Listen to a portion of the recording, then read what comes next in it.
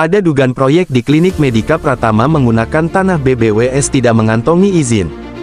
Demak, Rabu tanggal 12 Maret tahun 2025. Pembangunan proyek Klinik Medika Pratama di Kembang Arum Jalan Semarang Purwodadi diduga tidak memiliki izin.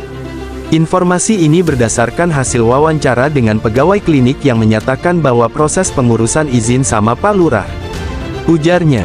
Namun, ketika awak media melakukan klarifikasi kepada Kades Kembang Arum, beliau membantah informasi tersebut. Informasi dari pegawai klinik itu bohong, ujar Kades. Kades Kembang Arum Karlan juga menyatakan bahwa pihaknya tidak pernah memberikan izin pembangunan di kawasan Balai Badan Wilayah Sungai BBWS. Saya tidak pernah bertemu dengan pegawai klinik dan tidak pernah memberikan izin pembangunan, tandasnya.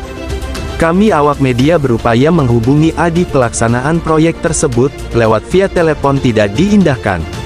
Dampak dari pembangunan klinik Medika tersebut adalah banjir yang dialami oleh warga sekitar. Dengan adanya proyek itu, dampaknya warga sekarang kebanjiran, ujar Kades. Kades Kembang Arum berharap bahwa pihak terkait dapat segera menindaklanjuti masalah ini dan mengambil tindakan yang tepat untuk mengatasi dampak banjir yang dialami oleh warga. Proyek pembangunan itu tidak berizin bisa kenakan pelanggaran ditentukan sama BBWS tersebut dan akan mendapatkan sanksi sesuai dengan undang-undang yang berlaku, ujarnya. Berikut adalah contoh pasal-pasal yang terkait dengan pelanggaran penggunaan tanah pemerintah di daerah Balai Badan Wilayah Sungai BBWS. Undang-undang yang relevan. Undang-Undang Nomor 7 Tahun 2004 tentang Sumber Daya Air, Pasal 33 Ayat 1, menyatakan bahwa setiap orang yang melakukan kegiatan yang dapat menimbulkan kerusakan lingkungan hidup di daerah BBWS dapat dikenakan sanksi administratif dan/atau pidana. Undang-Undang Nomor 23 Tahun 1997 tentang Pengelolaan Lingkungan Hidup. Pasal 69 Ayat 1, menyatakan bahwa setiap orang yang melakukan kegiatan yang dapat menimbulkan kerusakan lingkungan hidup dapat dikenakan sanksi administratif dan/atau pidana.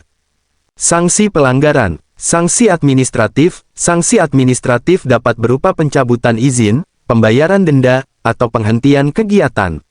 Sanksi pidana dapat berupa pidana penjara atau denda. Pelanggaran. Pasal 33 Ayat 1 Undang-Undang Nomor 7 Tahun 2004. Setiap orang yang melakukan kegiatan yang dapat menimbulkan kerusakan lingkungan hidup di daerah BBWS dapat dikenakan sanksi administratif dan/atau pidana.